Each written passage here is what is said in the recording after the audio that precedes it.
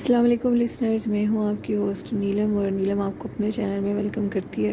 شروع کرتے ہیں آج کی ویڈیو اللہ کا نام لے کر، جو انتہائی عالی رتبہ اور بہت جلیل القدر ہیں۔ لسنرز، آج ایپیسوڈ 13 ہے، جس میں ہم نے آپ کو بتایا تھا کہ رفیق اب جب برگد کے پیڑ کے نیچے کھڑا تھا، نور جہان اور مہر النساء اس کے پاس آئیں، جس پہ نور جہاں نے کافی تیز چرب زبان سے رفیق کو کچھ ایسے الفاظ کہے، جس پہ مہر النساء نے اس کو کہا خاموش رہو، زبان کو اتنا تیز مت چلاؤ۔ اب مہر النساء اور نور جہان مڑی اور جانے لگی۔ جب انہوں نے دیکھا کہ رفیق نے ہماری کسی بات کا جواب نہیں دیا، تو مہر النساء نے پلٹ کے دوبارہ رفیق سے کہا، دیکھتے ہیں کیا کرتے ہو۔ اب وہ دونوں آگے بڑھ گئیں۔ آگے بڑھتے ہوئے رفیق سوچ رہا تھا کہ نور جہان بہت تیز زبان کی لڑکی ہے، لیکن بہت چہچہکتی ہے اور بہت تیز ہے اور بہت خوش گفتار ہے، لیکن حد سے زیادہ تیز ہونا بھی اچھی بات نہیں۔ مہر النساء بہت سنجیدہ لڑکی تھی۔ اب مہر النساء اور نور جہان واپس جا رہی تھی کہ اچانک سے ایک درخت میں سے تالیوں کی آواز آئی۔ رفیق نے پلٹ کے دیکھا تو محمد الیاس اور فتح محمد تالیاں بجاتے رفیق کی طرف بڑھے۔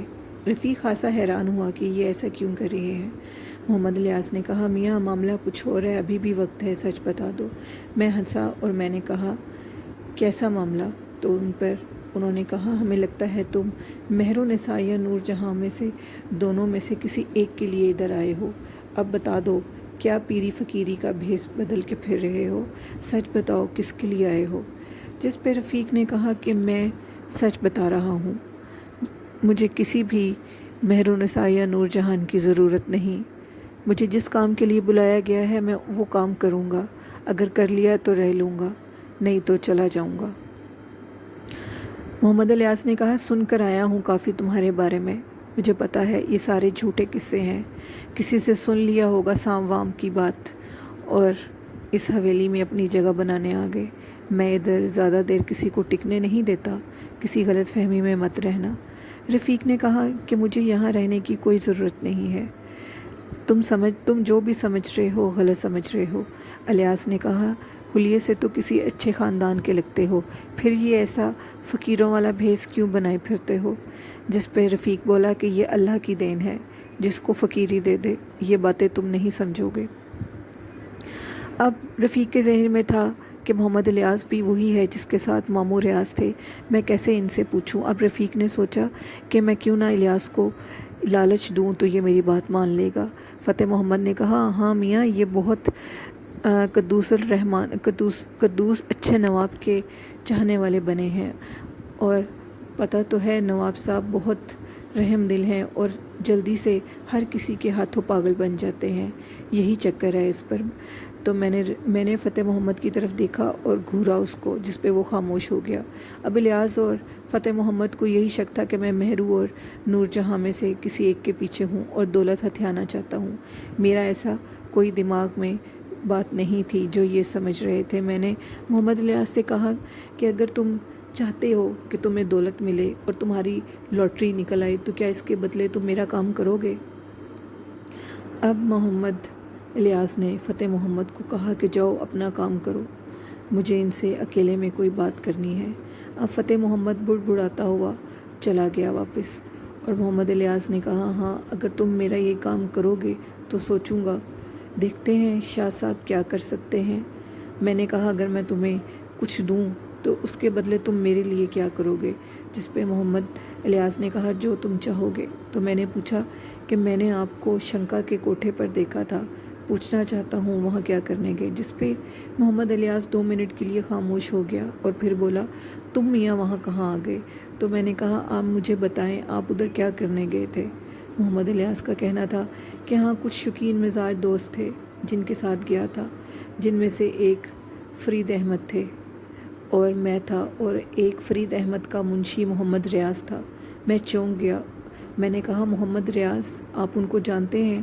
جس پہ محمد الیاس نے کہا، ہاں میں ان کو جانتا ہوں، کیسے نہیں جانوں گا؟ فرید احمد الہ آباد کے بہت بڑے نواب ہیں اور افسر ہیں، وہ ان کا منشی ہے، تو بھلا میں اپنے دوست کے منشی کو کیسے نہیں جانوں گا۔ محمد ریاض ایک اچھا شریف انسان ہے اور فرید احمد شوق رکھتے ہیں موسیقی کا اور ڈانس کا، تو وہ ہر ٹائم اپنے منشی کو اپنے ساتھ رکھتے ہیں۔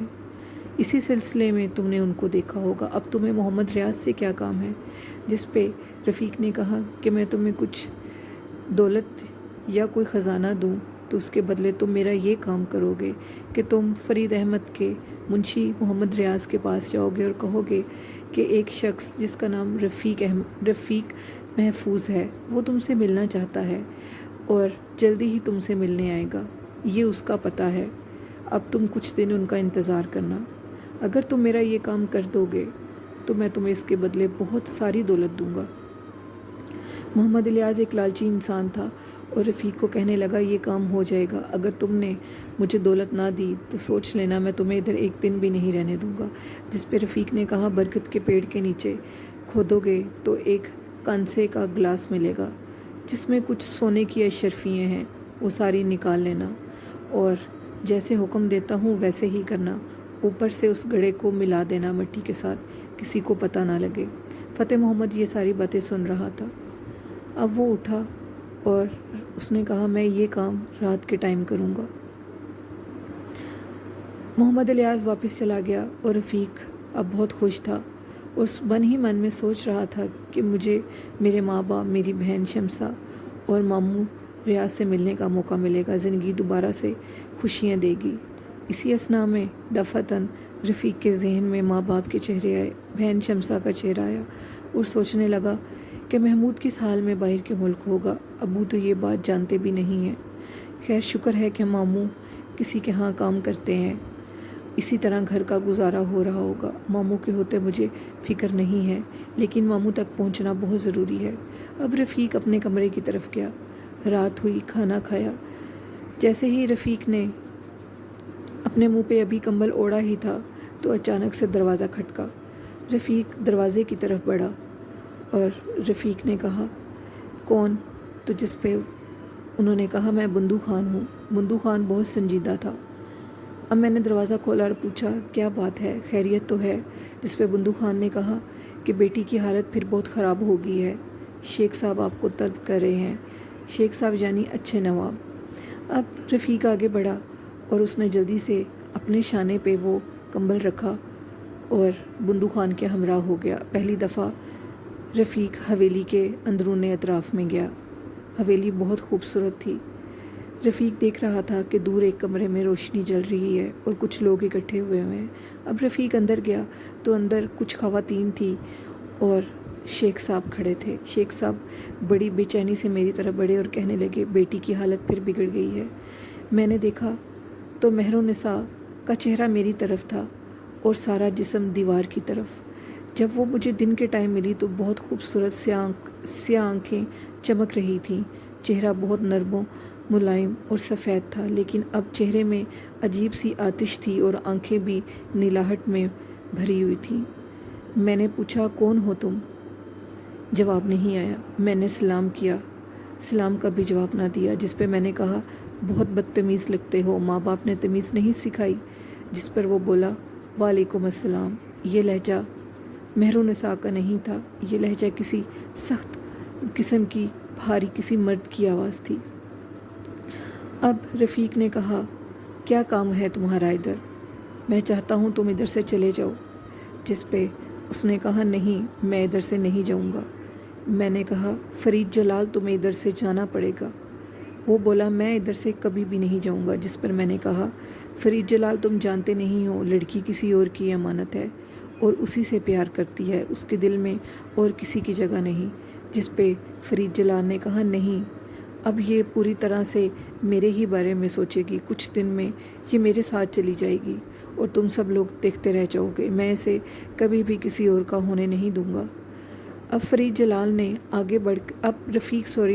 نے آگے بڑھ کر جب مہرو کے بال پکڑے تو پیچھے سے کچھ خواتین کی رونے کی آوازیں آئیں۔ میں اب کسی کی طرف متوجہ نہ تھا، میں نے اس کے بالوں کو پکڑا اور کہا دیکھو فرید جلال، نہ میں تم سے دشمنی چاہتا ہوں نہ تم مجھ سے دشمنی چاہتے ہو، اس کہانی کو ادھر ہی ختم کر دو۔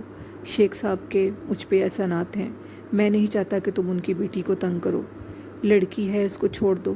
جس پہ وہ بولا تم سے جو ہوتا ہے وہ تم کر لو، میں اس کو کبھی بھی نہیں چھوڑوں گا۔ اب رفیق نے آگے بڑھ کر اپنے شانے سے کمبل اتارا اور مہرالنساء کے بکھرے ہوئے بالوں پر سارا کمبل ڈال دیا۔ اب مہرالنساء بہت زور سے تڑپی اور رفیق پیچھے ہو گیا۔ اچانک سے کیا دیکھتا ہے کہ کمبل سے نیچے ایک کالا سیاہ پھن نکالے سانپ نکلا ہے، اور وہ سانپ نکل کر دیواروں میں ٹکرے مار رہا ہے۔ ٹکرے مارتے ایسا محسوس ہو رہا تھا کہ جیسے سانپ اندھا ہو گیا ہے۔ اب مہرالنساء زمین پر گر گئی۔ میں نے کمبل کو اٹھایا اور اپنے شانے پہ رکھ لیا۔ سانپ بار بار دیواروں میں ٹکرے مار رہا تھا، کبھی ادھر کبھی ادھر، جیسے اندھا ہو گیا ہے۔ میں آگے بڑھا اور میں نے سانپ کے منہ پہ زوردار تماچا مارا اور اس کو سر سے پکڑ کر کھڑکی کو کھولا اور سانپ کو باہر پھینک دیا اور کھڑکی کا منہ بند کر دیا۔ مہرالنساء کو اب ہوش نہ تھی۔ میں نے شیخ صاحب سے کہا مہرو کو اٹھائیں اور مسہری پر لٹا دیں۔ انہوں نے میری ہدایت کی تکمیل کی اور مہرو کو مسہری پر لٹا دیا۔ اب مہرالنساء خاموش تھی اور چپ تھی، اس کو کچھ سدھ بدھ نہ تھی۔ کچھ عورتیں رو رہی تھیں اور مہرو کی طرف آگے بڑھیں۔ جیسے ہی وہ عورتیں مہرو کی طرف بڑھیں اور میں کمرے سے باہر نکل گیا، شیخ صاحب بھی میرے ہمراہ باہر آئے۔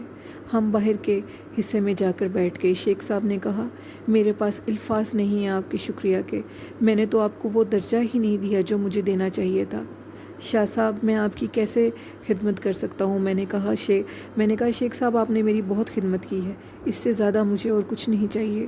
اگر آپ کی بیٹی ٹھیک ہو جائے تو میں اللہ کا بہت شکر گزار ہوں گا کہ کسی کو میرے ہاتھ سے شفا ملی ہے۔ اب شیخ کو دوسرے اچھے نواب سمجھتے تھے کہ یہ بہت بڑے شاہ ہیں اور کوئی بابا ہیں، کیونکہ رفیق نے کام ہی ایسا کیا تھا۔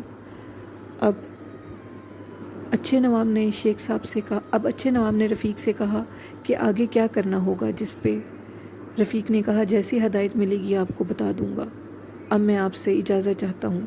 شیخ صاحب عزت سے کھڑے ہو گئے۔ میں نے کہا نہیں آپ بیٹھیے، میں چلا جاؤں گا۔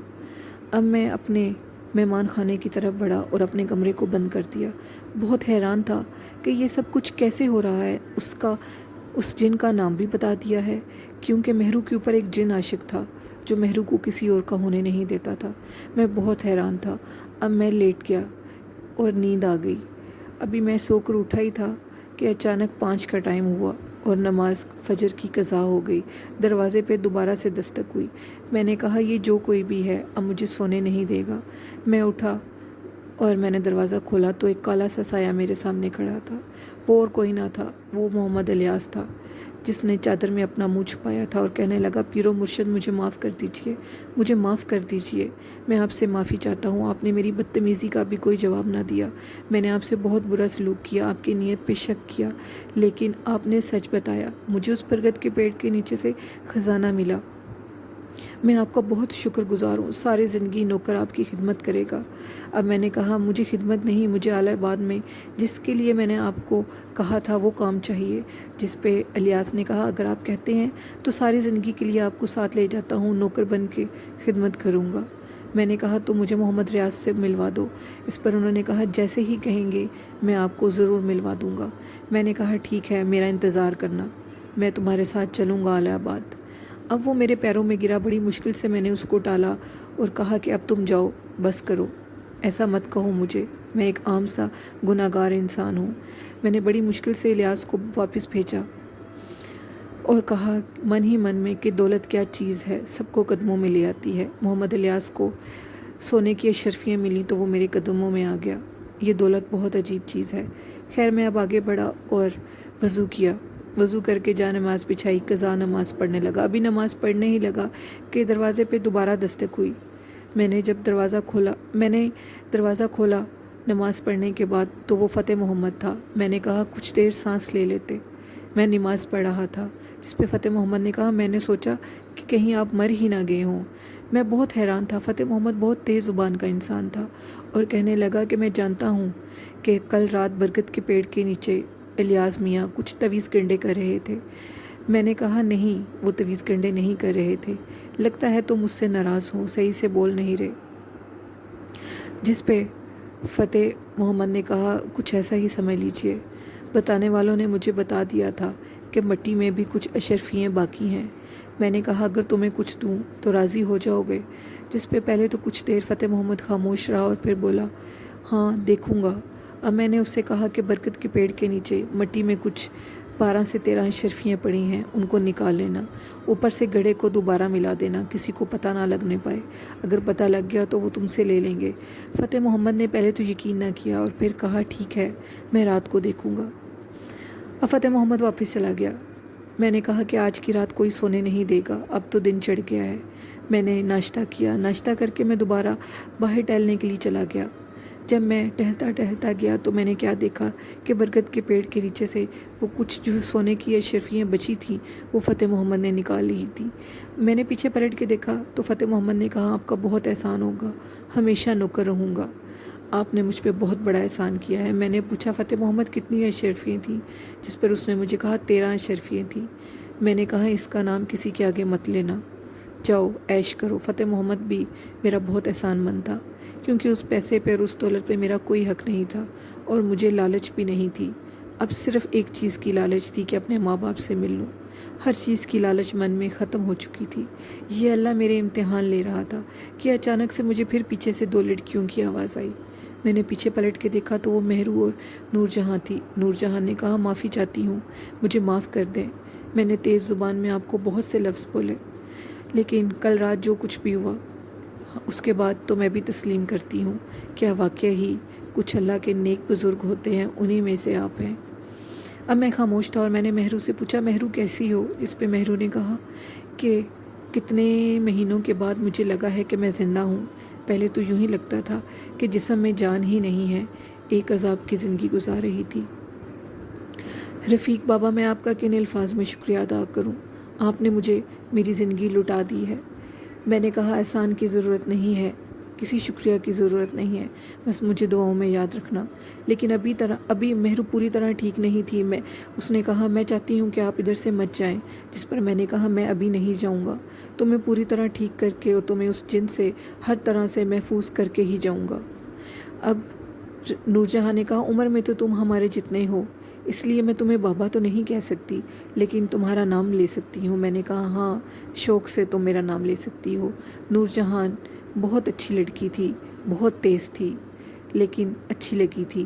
مہرو کو میں بہن کا درجہ دے چکا تھا۔ اب وہ دونوں واپس چلی گئیں۔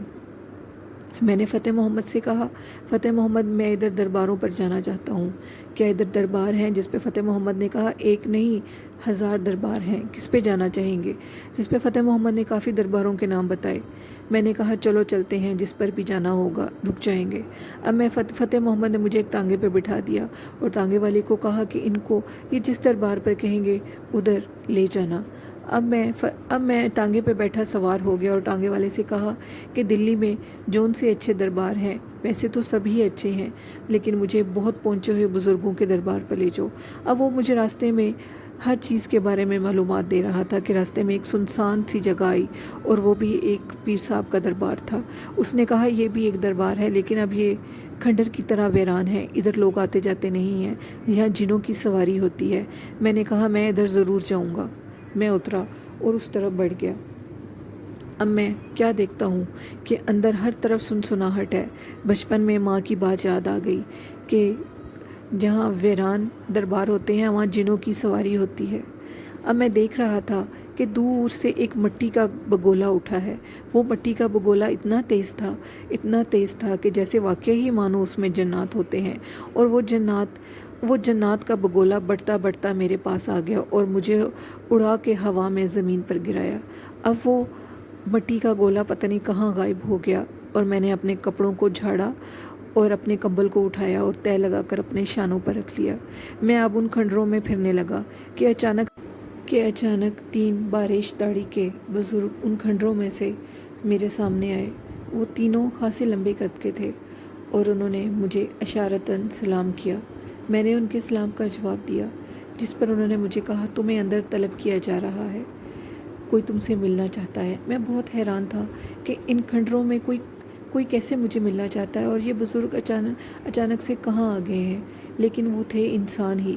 اب انہوں نے مجھے شانوں سے دھکیلا اور کہا کہ اندر چلو۔ اب میں کھنڈر کے اندرونی حصے میں گیا، جس میں ایک بہت بڑا کمرہ تھا۔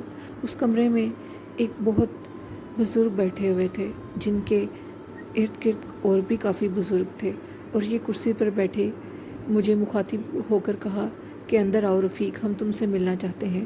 اب میں بہت حیران تھا کہ یہ سب کون ہیں اور یہ میرے ساتھ کیا کریں گے۔ یہ جاننے کے لیے ہم کل آپ کو ایپیسوڈ 14 سنائیں گے، کالا جادو کی۔ اس میں رفیق کے ساتھ کیا ہوگا اور رفیق آگے اب کیا کرے گا، اور وہ کمبل رفیق کو کس حد تک سپورٹ کرے گا۔ یہ جاننے کے لیے کل کے ایپیسوڈ ضرور دیکھیے گا۔ اسی کے ساتھ اپنی ہوسٹ نیلم کو اجازت دیجیے، اور ہمارے چینل کو زیادہ سے زیادہ لائک کیجیے، شیئر کیجیے اور سبسکرائب کیجیے۔ ہمیں آپ کی سپورٹ کی ضرورت ہے۔ اللہ حافظ، اللہ نگہبان۔